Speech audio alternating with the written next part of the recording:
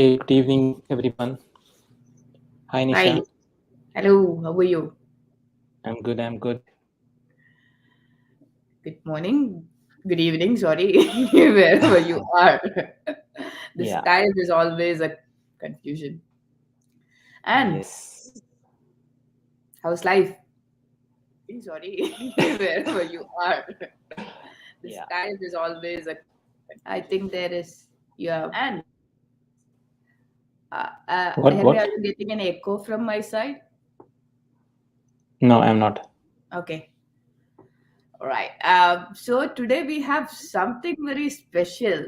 Usually our guests are most of the guys, and today we have a woman voice in this place, and that's always exciting to see fellow woman. I mean, I'm a bit woman woman centric person, definitely. It's always a happiness to see girls being bold and getting into this field, and along with their spectacular work.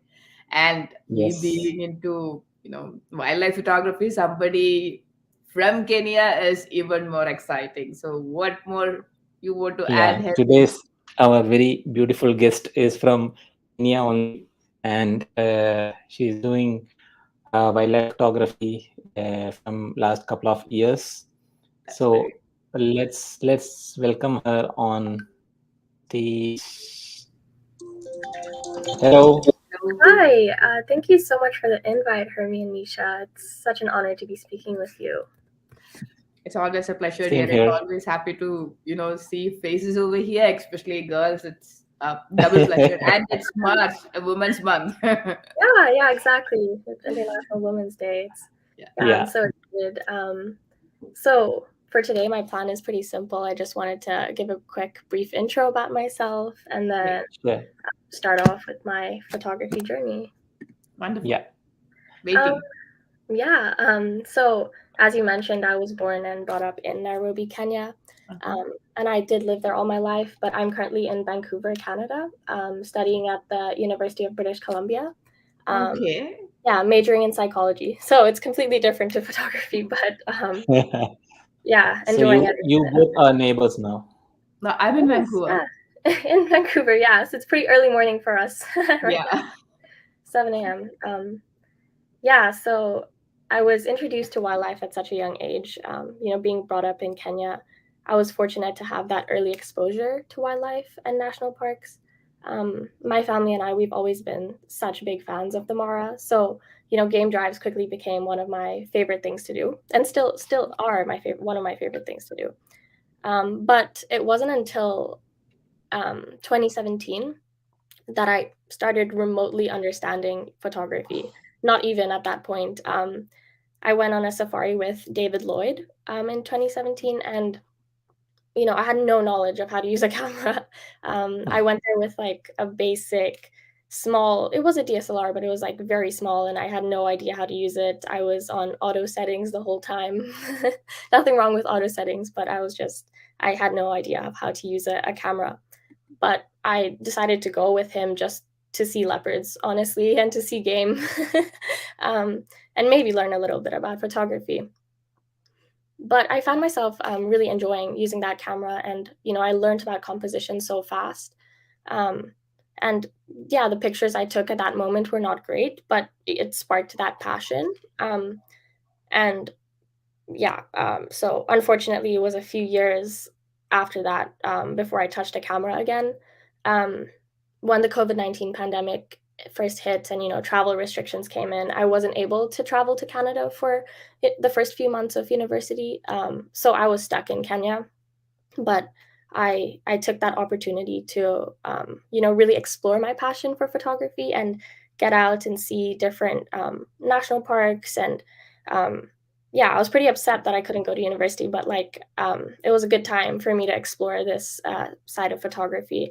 So I planned out a bunch of trips with family and friends, and I saved up for some decent gear.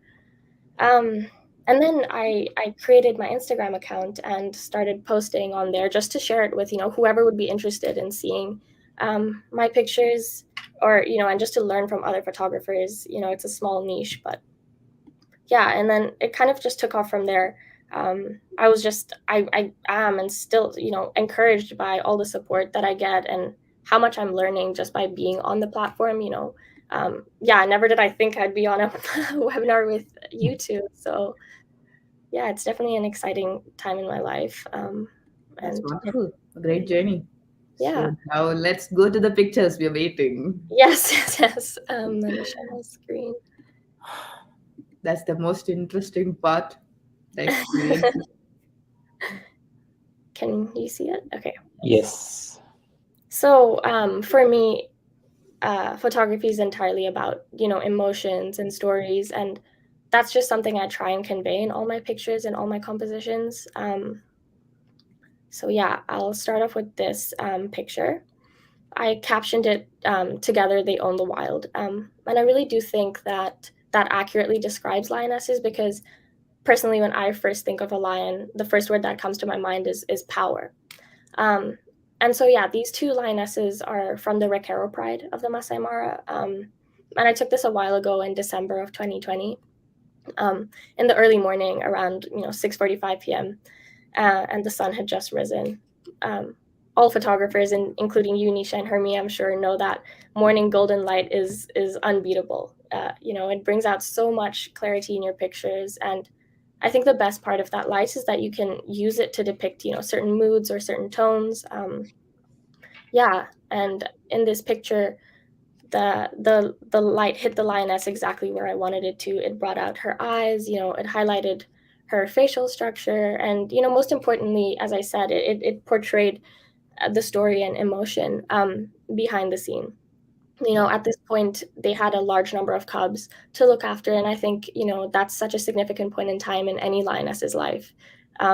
They play such an important role in their pride. Not only are they the primary hunters, but they're also the primary caretakers of their cub, and are in charge of equipping their cubs with everything they need to survive. So it is a big, big role, and we all know, those playful cubs, they're definitely not easy to take care of. But you really see this support and reliance on one another from these lionesses. They depend on each other for comfort and support. And so, yeah, I think this picture shows that reliance on one another and their powerful bond.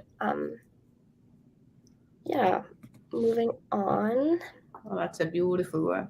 Yeah, thank you. This is one of my favorite pictures. It's of Kazuri, one of the beautiful female leopards of the Mara.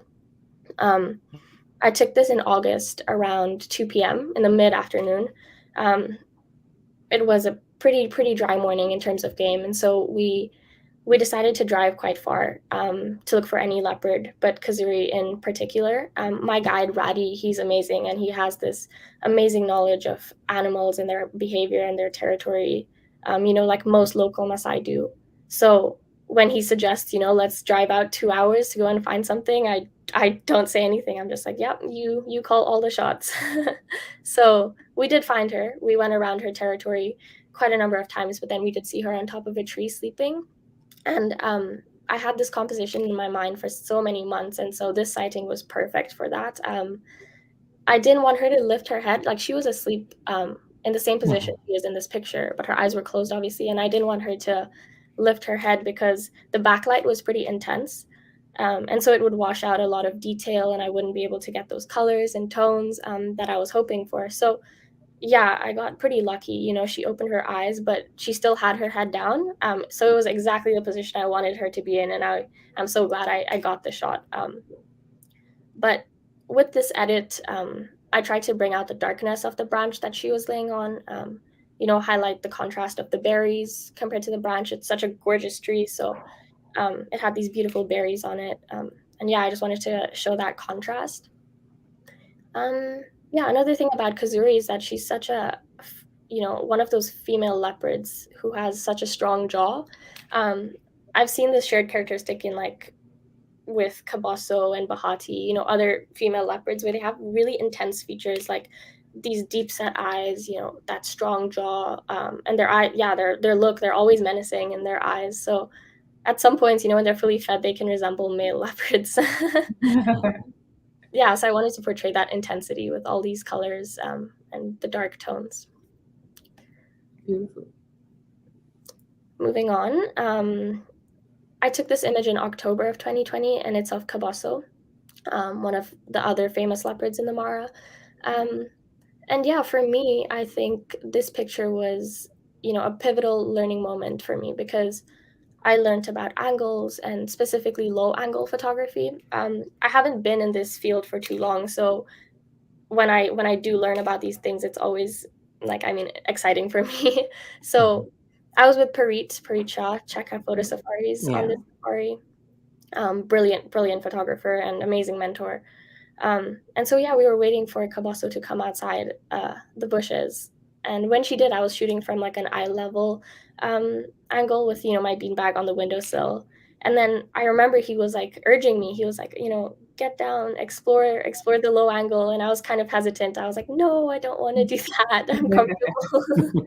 um, yeah, I'm glad he pushed me though, because at that point, yeah, I hadn't really given it a try.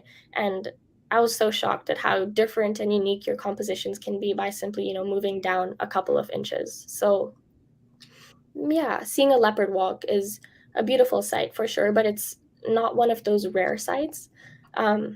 So I think, it's important for all photographers to constantly try and find new ways of capturing animals, whether that's like by changing your angle, yeah, just whatever comes to your mind about new compositions. And another thing about this low angle is that it created that familiarity with that animal. um, and I had never seen an animal from that angle before, so when she looked directly in my lens, I almost got shivers at one point. I was like, oh my gosh, this is crazy. And so, as you can imagine, the rest of the trip with Puri, we were constantly fighting for the low angle. No, I'm just joking. But yeah, moving on. Wow. These are two of my favorite pictures, but also both of them were dream sightings for me. On the left, that's an image of an adult lioness carrying her cub in her mouth. And yeah, a lot of elements make this picture stand out to me. The dust, the vigor in the lioness's eyes, the innocence of the cub, and the trusting nature of the cub. At this sighting was crazy. The cubs were at the top of a cliff, and the two lionesses were at the bottom. And I think they were trying to teach the cub how to come down the cliff, but the cubs were backing away and they were too scared. I guess they weren't ready to take that step yet. So the lion went up and she got the cub and she brought them down one by one. And as she was coming down the cliff, there was this huge show of dust, and the cub was frightened, but super trusting of the lioness. So it was one of those like magical moments in nature, something that I'll never forget. Right. Beautiful shot. Thank you. Yeah, and then the image on the right, it's equally as important to me. It was also a sighting that has stayed in my mind. This evening it was around 4:30 p.m., so the golden light was just about to hit. But it's always challenging taking pictures of cubs, especially cheetah cubs, in the tall grass, because they always jump and your focus will be out of focus. But I wanted this composition, like I had this image in my mind. I wanted to get a shot of the cheetah and her cub in the same line and facing the same direction. Yeah, and their resemblance in their facial expression, it's beautiful to see. So it remains one of my favorite images, also because cheetahs have such a tough life in the wild. If we've learned anything from seeing Imani and Nashapai and all these famous cheetahs, it's that the cheetah cubs have it tough. Like their survival rate is only 5% or something like that. Yeah. So it's really special capturing these moments between cubs and mothers, especially with cheetahs. Yes. So this is an image of the Tanabora Coalition. It was taken a while ago when they were still a group of 5. Now they're just a group of 3. As we know, the other 2 have sadly passed away in the past year. So yeah, the main idea and story I tried to show behind this picture was that togetherness. I feel like that's one of their attributes that was fundamental to their survival, especially, you know, with cheetahs, who are social creatures and like living with others, they really did depend on each other for survival. Um, and yeah, you know, watching these cheetahs hunt, um, they've proved to be such a strong coalition. You know, time and time again, we see them taking down huge prey. You know, prey that cheetahs have never typically hunted before, like zebras or Yeah. topies, like huge stuff. Um, and yeah, so their success rate was higher than, you know, regular cheetahs, and they're able to take over better territories and have more prey just because they stick together and kind of work together. And so that's the story I wanted to tell behind this image, you know, the power in their unity. Yeah, with this coalition in general, it's I also like it because, you know, it shows them searching the plains and um, shows the Mara ecosystem as we know it, the hills in the back, you know, the open savanna, and obviously dramatic skies. Everyone loves those in True. the Mara. Um, yeah, so they were such an iconic group. Anyone who got to see them hunt, you know, knows how lucky they were to see their hunts. Yeah, they definitely made history. Um, but when it comes to photographing hunts, I don't think I've been particularly lucky because it's just hard, and it comes down to, you know, being at the right place at the right time. Correct. And yeah, you can never really predict where the cheetah is going to run or where Yeah. the hunt's going to take place. So you just have to be prepared and hope that they attack in your field of vision. But yeah, I guess my advice would just be high shutter speed if you're trying to shoot a hunt. Yes. Um, yeah, so this is an image I keep going back to. Um, it was mid-afternoon, and we saw this cheetah. Her name is Nasha Pai. Um, and yeah, her cubs are now, I think, almost fully grown. I took this in August of 2020, so quite a while ago. Because yeah, now her cubs, I don't know if you've seen them, but they're Yeah. It is fully grown. yeah, exactly. So it's so cute seeing them when they were, you know, at such a young age.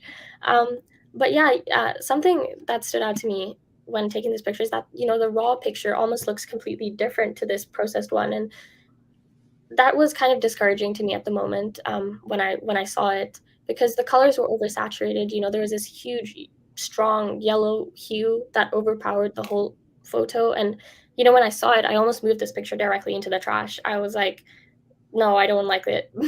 But then for some reason, I just kept thinking I could revive it, and I did. And that's why it remains one of the, you know, one of my favorite pictures, because, you know, I learned so much about editing and Lightroom as a software with Yeah. this picture. You know, I spent hours and hours trying to set apart the subject from the background.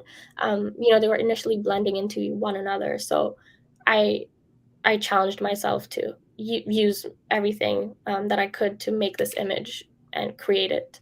Um, yeah, color grading was super important. I think split toning helped me achieve that moody background and create this distinction between the subject and the background. And Mhm. yeah, again, photography is so subjective.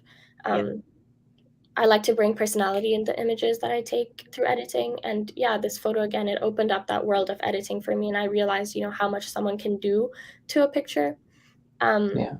it allows you to like create emotion, right, with a picture from, again, such a subjective standpoint. And my interpretation of the scene in the moment, the cub and the mom, is reflected within my edit, or at least I tried to. You know, the pinks of the tongues contrast really well with the almost gray and dark background. The orange coats of the mother cheetah stands out, you know, in contrast to the brownish fur of the cub.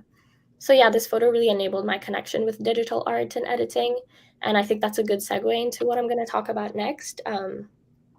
You know, editing and digital art, um, just showing me that, you know, through editing you can literally transform an image from to art. You just need that vision. Yeah. Um, yeah, it's an art form again, and one of the aspects of wildlife photography that I have grown to love and I enjoy the most. It's, you know, the editing process for me starts when you're shooting the image, and yeah, it's a subject that I'm very very passionate about. So yeah, excited to go into that a little bit. Uh, yeah, this is one of my favorite images. It's of a famous male lion named Halftail. It was taken in the mid-morning around 9 a.m. So the light wasn't perfect at that time. It was slightly overcast, but the way it fell onto half his face was perfect. There was this obvious contrast between light and dark, highlights and shadows, that drew me in. And when I was taking this picture, I was creating this image in my head.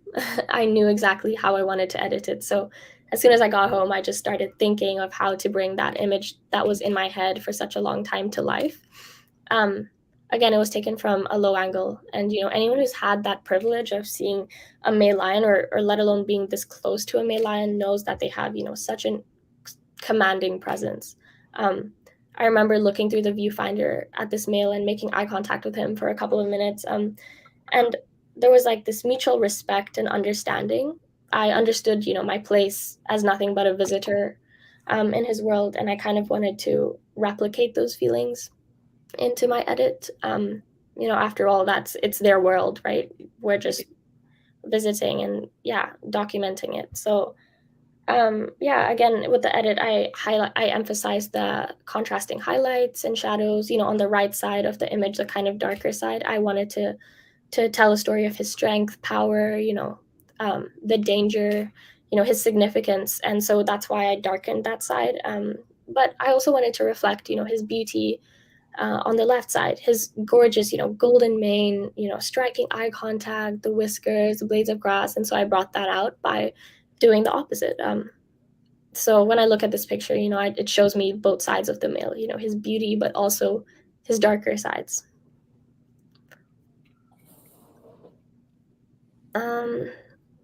This is Luluka and Jilime. When I call you in the Mara, it's always so special to see the two of them play, interact. But at that point, the natural lighting wasn't the best. It was the middle of the afternoon or in a slightly overcast. And when shooting in overcast conditions, it's hard to pinpoint the natural shadows of a photo and highlights, but it's not impossible, right? So I wanted to bring out the clarity of the leopards. And so what I did was decrease the clarity slightly in the background and increase the texture of the subject, just to create that distinction between the subject and the background. But the most important part of nailing this edit for me was getting the shadows and highlights to accurately depict the scene, but also to bring out features that were being washed out by the natural light at that point. Using the selection brush on Lightroom is so helpful because, with highlights, it allows you to select parts of the animal that, in ideal conditions would be brought out naturally. Another thing with this edit is I used a color gradient where I emphasized the darkness of the green grass and, the brighter sky, just to add some character. Great.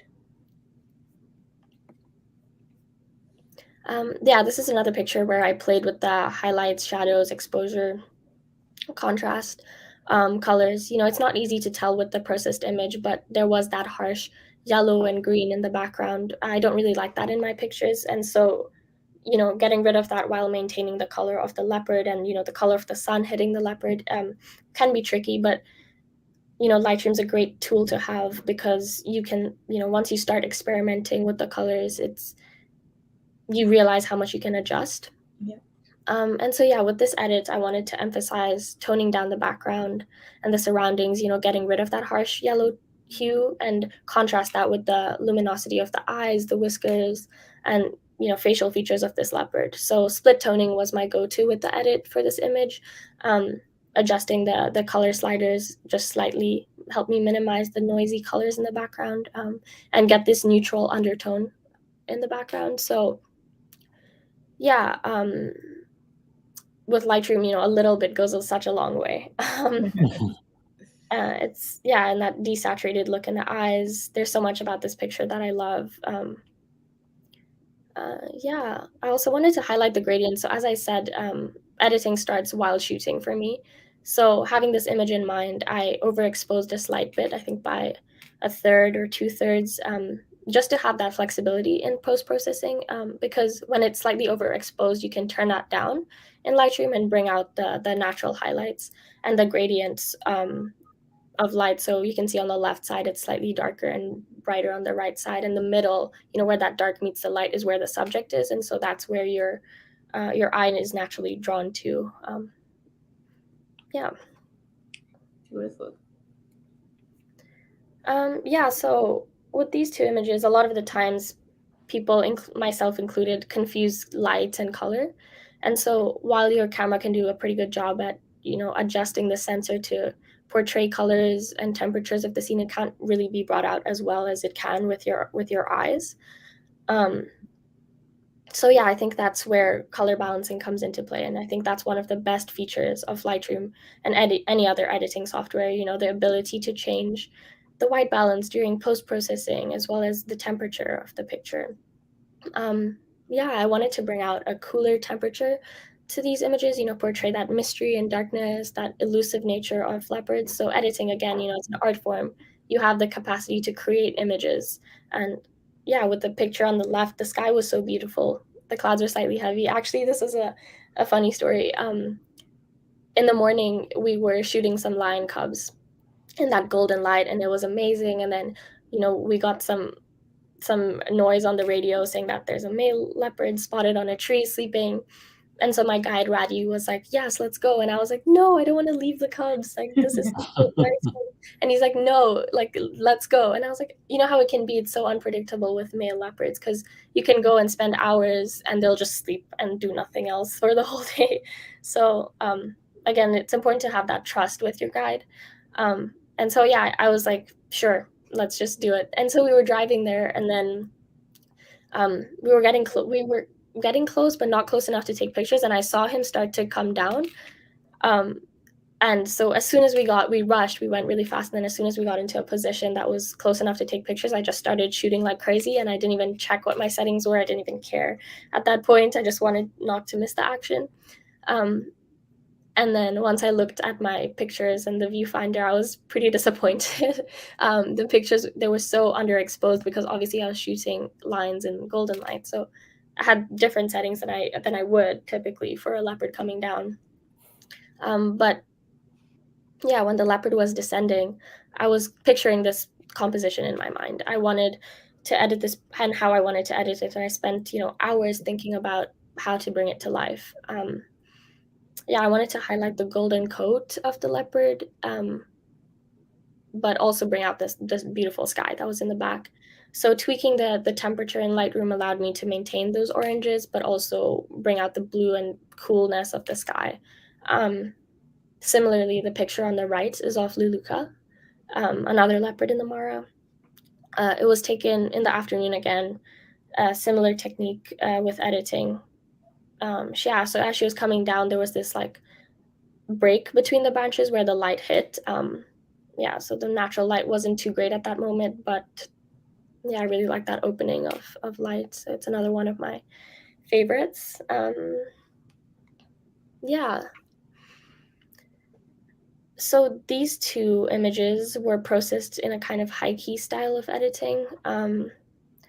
Not that many situations in the wild allow for such edits to be made, which is why I used a technique that I don't see often or I don't use often.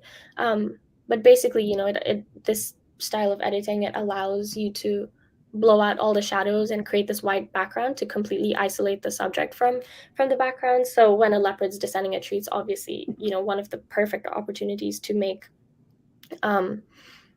this, high key edits. The background, it because it's usually the sky, it's easy to just, increase the exposure a little bit and shadows.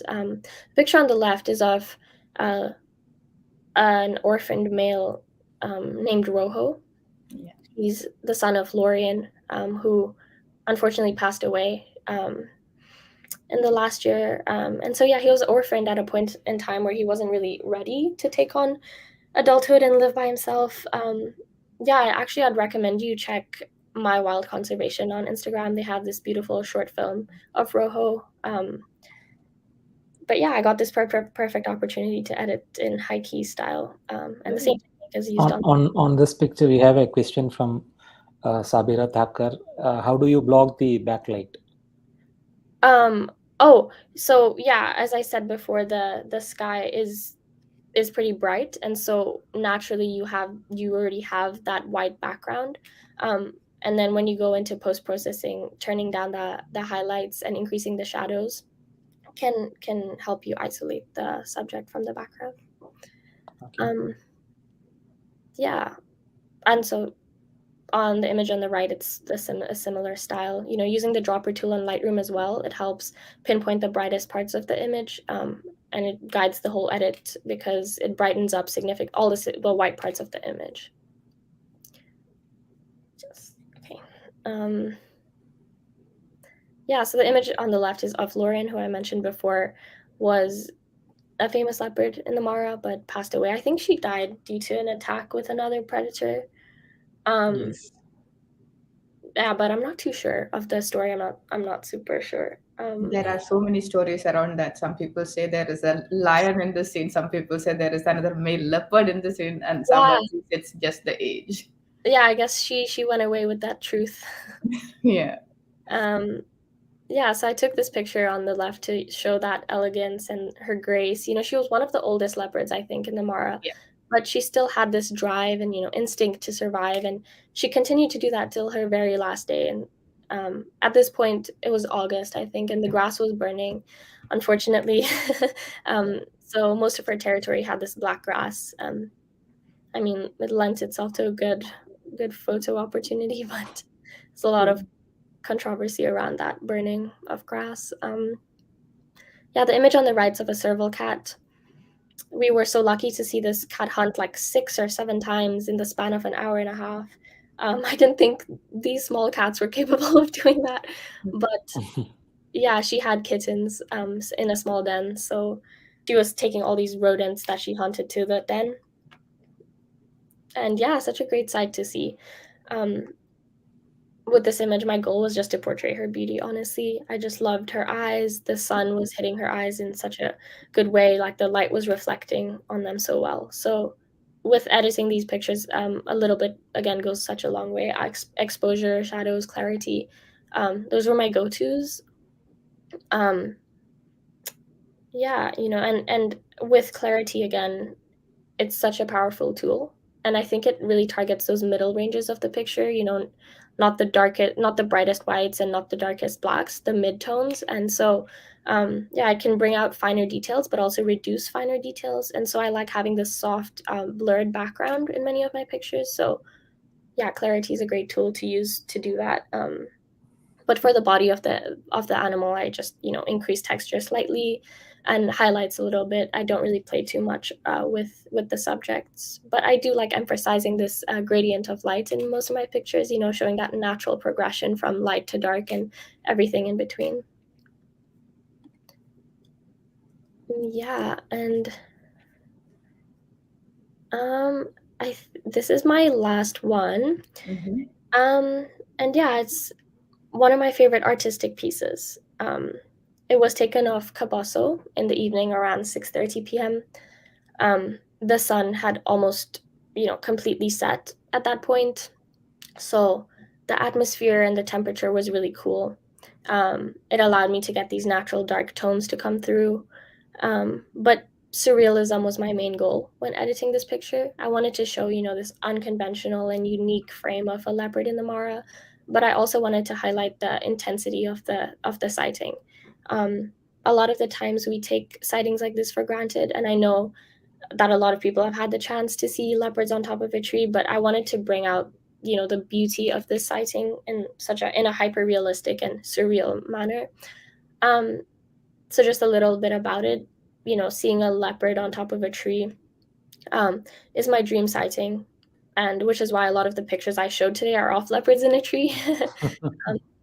Emphasizing, this dreamlike quality it challenged me to think about what I perceived in the moment, and yeah, all the emotions that it brought out. While taking the picture, I had this overwhelming sense of like endearment and adoration, and in my head, those feelings are represented by the color red. But I'm also aware of Cabossa's nature.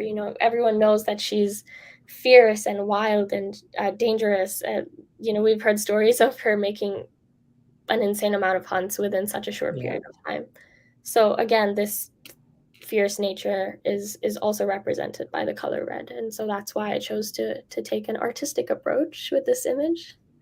Beautiful. Yeah, and that's all I have.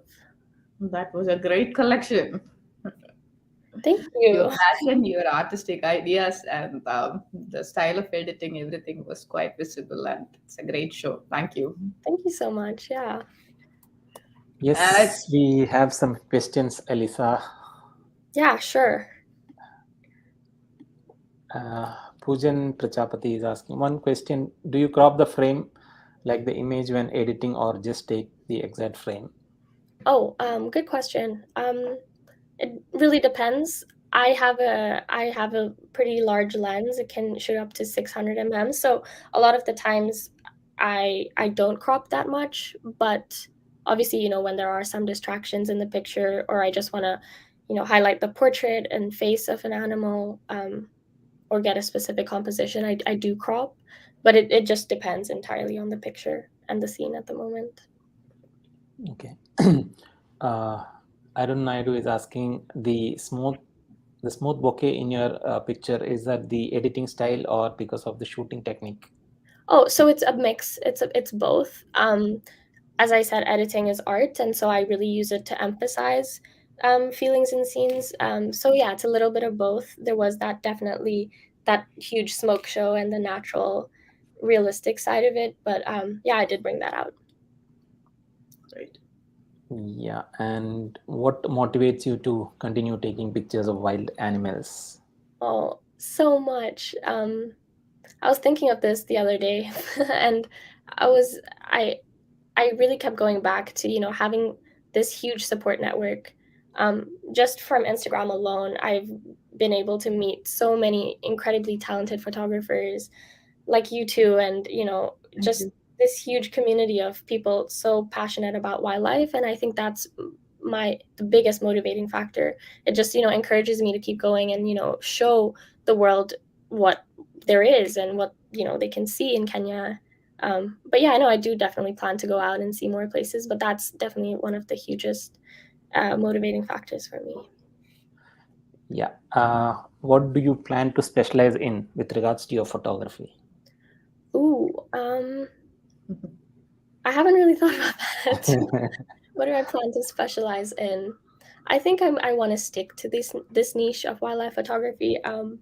There have been times where people like I back in high school I was a sports photographer and would take pictures of people doing sports and plays and stuff. But no, I never really truly enjoyed it as much as this. So I think I want to stick to just wildlife photography for now. See where that takes me. Yeah.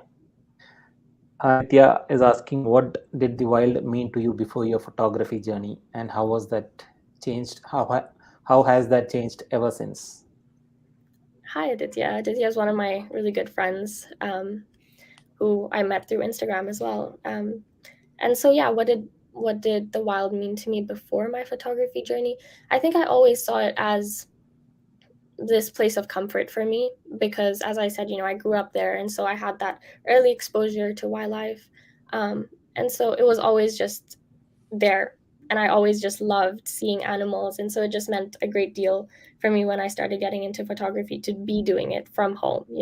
40 minutes, it's a 40-minute flight for me to get to the Mara. It's a 20-minute drive for me to get to the Nairobi National Park. So yeah, the wild, it's always held such a big part in my life.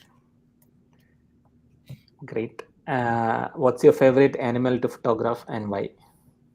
Leopards. If you haven't been able to tell. Most of my pictures are of leopards. I love them so much. I think they have such a strong presence, and they're so beautiful. And they are nocturnal, but in the Mara, for some reason, they're all awake in the afternoon. So yeah, I have been very lucky with leopard sightings as well. I see them quite often. Um, so yeah, Yeah. leopards. And we have a question on that. Who would be your favorite leopard in Mara? Cabasso. I love Cabasso. She has those strong facial features like that jaw. She's so fierce. Yes, Comparing her to Luluka, another leopard in the Mara, they're so different. Just their personalities are so different. I think Cabasso has that fierce and wild personality, whereas Luluka is more graceful, elegant. correct. Yeah. They're both so beautiful, though. It's hard to pick a favorite in the water. Yeah. And each of them got their own characters. Exactly. Yep. Yeah, Irfan is asking, what's one of the most challenging thing when out in the Mara? Hmm. I'd say patience. I've never really been too much of a patient person. I talk really fast. I do everything really fast. So it's something that I'm learning through photography, is that patience. And sometimes you'll have to wait hours and hours to see just a lion, and sometimes you'll be lucky and have a bunch of sightings in a day. So you never truly know. And it's important to go there with that patience and just accept whatever nature gives to you. So yeah, that's definitely challenging. It's to have that patience. Yeah. What is the technique that you have used for high key photos? Oh, okay, yeah. So as I mentioned before, with high key photos, you you really do need a brighter background when shooting to be able to naturally turn that into a high key edit. Um, Blowing out all the shadows in Lightroom helps, and using that dropper tool on Lightroom to pinpoint the brightest part of the picture helps guide the high key edit, because it brings out all the really bright points of the image. And so with that, you can adjust the highlights and shadows and exposure accordingly. um, but yeah, when you have that raw image with the brighter background, it already is isolating the subject and the background. But with the edit, you can just take that to another level and completely wash out the background for high key editing. Which wildlife documentary would you recommend for anyone that has a lot to learn and implement? um I've actually recently been loving uh watching Animal on Netflix. I don't know if any of you have Yeah. got the chance to watch that. I know John Haskew in the Mara. He was involved in that production. Another good friend of mine. But yeah, I think Animal's a great documentary to watch, especially the Big Cats episode, because there's so many scenes shot in the Mara. You see Yeah. famous celebrities, like animals like Tanabora. Um, yeah, and it's the videography is amazing. You learn so much about their behavior. It follows animals for a long period of time. Um, yeah, I'd recommend that. I also watched another one recently called The Way of the Cheetah on Nat Geo, Mm-hmm. and that follows Imani and her cubs. Yeah, Imani has a bad reputation. She's seen as like not the greatest mother. Yeah. But yeah, life for cheetahs are hard, so I don't blame her. But yeah, those two. What do you do to improve your photography skills? I learn from others a lot. I like to talk to people. Take from other people's pictures when I see them. I spend a lot of time online, just stalking people on Instagram, seeing their style of editing. Yeah, that helps me learn a lot. I also have such again, like I said, such a good support network of people. And so I know a lot of people like myself. I'm pretty young, and so I have a lot of people who I can talk to, a lot of older photographers who have experience and knowledge within this niche. And yeah, they teach me and show me a lot. In terms of animal behavior, though, my guide Ratty, he is incredibly knowledgeable. So he teaches me so much about animal behavior and patience too. He always tells me, like, he always looks at me and gives me that look. He's like, be patient. I'm like, okay. Yeah, that's Yeah. why. One more question. What is it you want to convey with your photographs, and how do you actually get your photographs to do that? Yeah, that's a really good question. Thank you. I think with my pictures, I want to educate myself and then educate the public about the importance of appreciating wildlife. I want to recognize conservation efforts and depict the beauty of like all wild occurrences. I want to establish that connection between people and wildlife. And, if my pictures have, in any sort of way, the ability to do that and spark the interest in conservation and the interest in travel, then yeah, that's my goal. Right now, it's just about me sharing stories from the wild and showing people that these animals are worth saving, and we should really all be doing all that we can to maintain their ecosystem. Great. And one last question: do you have a wish list of shots you still want to get? Oh my God, so many. I am like not. I've been doing this for just over a year, so I still have so much to learn. I have so much to see. I want to spend months and months in the Mara, but obviously because I'm a full-time student, it's really hard to get that time to do that. Yeah, there's so much I want to see. I want to see. I don't even know that. I just want to see whatever nature has to offer, and there's so much. Great. So that's all today's questions. Oh, perfect. Thank you guys so much. Thank you so much, Alissa. It was a wonderful session. Yeah. Thank you. Thank you. Thanks for having me here. You're welcome. See you soon with some other subject Yep. for you to talk. Yeah, for sure. Maybe from Vancouver. Yes, we should. Yeah, definitely catch up. Yeah. Thank you so much. Thank you. Great. Okay. Thank you. Take care. That was a beautiful session and great images and great style of editing. And when is our next one? I think it is on 14th. Yeah. Again, another special person. Yes. Yeah. Anything else? Anything special? From when are you planning to go to Mara? Again? Again, soon. Because we have a celebration there. In fact, 2 celebrations. Okay. Okay. Yeah. One is my birthday and one is Mara Trail's birthday. Where Same day. both you will not be there. I know. Yeah. It's so it I is know so hard that you opened Mara Trails and you left to Canada. I haven't even seen it so far. It's not our fault. So yeah, I'll be going end of this month. I'm jealous, to be honest. Yeah. What plans and how is our Aditya is saying I'll take Nisha's place. You're most welcome, Aditya. In fact, don't make me double jealous now. Yeah, I actually want to talk to Aditya regarding something else. Okay. Yeah, something related to Mara Trails. Okay. So yeah, I was supposed to call him, but it got delayed. I was also traveling. Okay. Yeah, so yeah, when it comes to Mara Trails, it's not just photography. I definitely would like to put some light into that. We support the community. How many schools we are supporting right now here? 3. With three schools. Yeah. And how many students? Almost 1,000.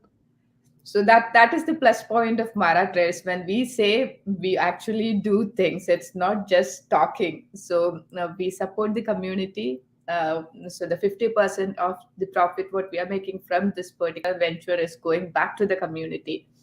When you think about schools in Mara, the life in Africa is not as beautiful as we see. They have a lot of hardship, especially the rural side. And our intention is to support this community, and what we are doing is giving our 50% to this. And in this particular initiative, we are providing the kids with a lunch on everyday basis for 3 schools. That is about 1,000 kids. So we appreciate all your support in this venture. Every penny you spend, a portion of it, in fact 50% of it, is going to go to the community for the betterment, and that's very much required. So we really appreciate your support. Join us and be a part of this great initiative. Yes, so we have a couple of groups coming in April. But yeah, before that, I'm going with one of my very close friend in Dubai. Oh, great. Yes, so we are planning to visit. I'll be there from March 28th onwards, most probably. 28th or 18th? Yeah. No, 28th. So you're not there for the birthday? No, because his date is not finalized. Okay. I thought you will be there for the birthday. As usual, Hermes' birthday means it's going to be in Mara. Yeah. Last we few had years, so much fun. I was celebrating in Mara. Yeah. Yeah, I All thought right. this year I will celebrate in Dubai. I'm not that jealous. It's okay. Yeah, All right. so that's it for today. Yeah. So let's catch up again Yeah, on 14th. on 14th. Till then, Yes. take care. Stay Till then, safe. yeah. Bye bye. Bye.